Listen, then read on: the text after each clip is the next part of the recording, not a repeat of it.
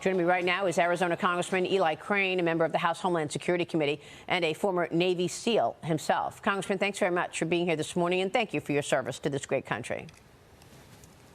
Hey, Maria, thanks for having me. I want to ask you about the Homeland. You're on the Homeland Security Committee. What does all of this mean for America? Well, I think what this means for America is we need to support Israel. We have supported them in the past. We're doing it right now, and we'll continue to support them in the future. As a Christian, I'm well aware of the book of Genesis, where God says, I will bless those who bless Israel and curse those who curse Israel. I think we can continue to support Israel, but here's the thing, Maria.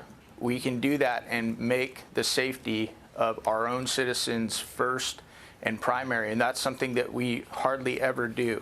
This is, to me, this is one more time where many members of Congress and our leaders look to something else, an atrocity going on in the world, and they completely drop the ball and forget about what's going on here.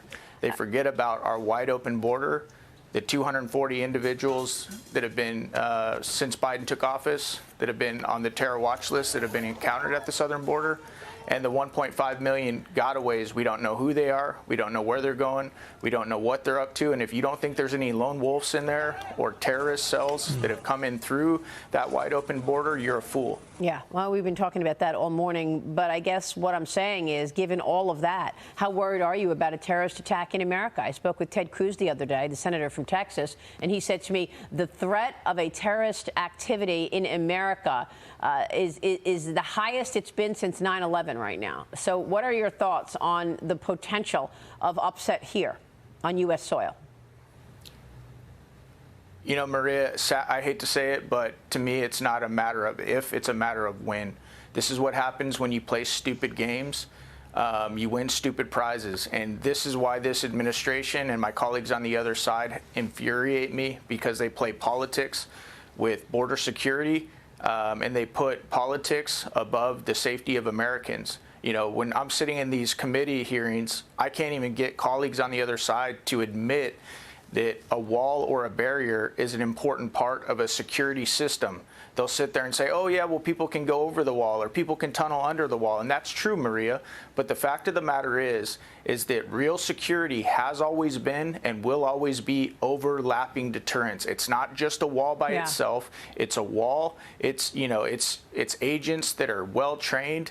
It's intelligence and so many other things that work in coordination to keep Americans safe. Yeah. And you can tell this administration wants nothing to do with keeping Americans safe by their actions and their policy changes. So this all goes back to bad policy, is what you're saying. And we've seen the implications of bad policy from the economic landscape to the foreign affairs landscape in the last 2.5 years, up front and personal. President Biden, meanwhile, met with Israel's war cabinet moments ago. Prime Minister Netanyahu says this about the war with Hamas. Watch this. This will be a different kind of war because Hamas is a different kind of enemy. While Israel seeks to minimize civilian casualties, Hamas seeks to maximize civilian casualties. Here's a live shot of the anti-Israel protests in the West Bank right now. Congressman, your thoughts? Well, it's horrible, Maria. I mean, if you think about what Hamas did a couple days ago in Israel, it's atrocious, it's sadistic. Every American knows it. And this is going to be a very brutal conflict. Anybody who's ever fought in an urban environment knows how dangerous it is. We know there's always more doorways, rooftops, and window sills than you have guns to cover down on. But when I see videos like this, Maria, it reminds me just how important it is to actually protect our own citizens. And I don't want to see this stuff start spilling over onto American soil. And as a representative of Arizona's 2nd Congressional District, that's my #1 priority, is to protect Americans. And right now, we're not doing that. So how should we be doing it? What policies do you think we need to be implementing here in America immediately to ensure safety? Well, first and foremost, you have to secure the border. Right. You have to secure the border. I said 1.5 million gotaways, 240 people on the terror watch list. You have to turn the spigot off immediately, and then you have to start dealing with the people who I talked about. You don't know who they are, you don't know where they went, but you have to start rounding them up and getting them out. And I hate to say it, but that's just the fact of the matter. You have to do that. We owe that to the American people to keep them safe. Iran is warning Israel that it will face another shockwave of attacks if the country continues its assault on Hamas territory in Gaza. Tehran is also calling for the Islamic countries to sanction Israel. The Iranian embassy in Syria posted on X this: "Time is up in Hebrew hours after the hospital strike in Gaza, Congressman. This feels like it's getting bigger and worse."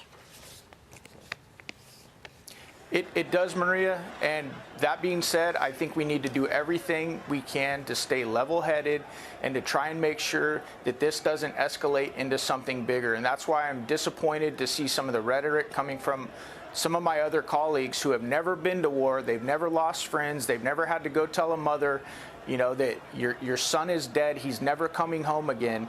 And, it's just like we just go from one endless war to the next, Maria. And I said it.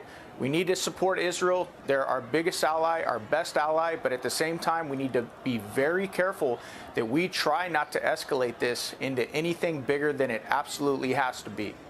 Here's Bob Nardelli. Hey, Congressman, Bob Nardelli here. First of all, thank you for your service. God bless you for representing, the people of this country so well in your committee. But again, Maria asked you the question. I mean, what does it take? Can the priority be the importance of getting votes by open borders versus protecting the citizens of this country? What really happens inside that committee? Are they candid about what's really happening here with these potential cells that are going to be opening up across our country? No, they're really not. And, it's like when we're sitting in there, a lot of times they'll deflect and they'll start talking about how white supremacy is the #1 threat to the homeland, or they'll start talking about how, one of the biggest threats is that we have, so many firearms in the country that they go south.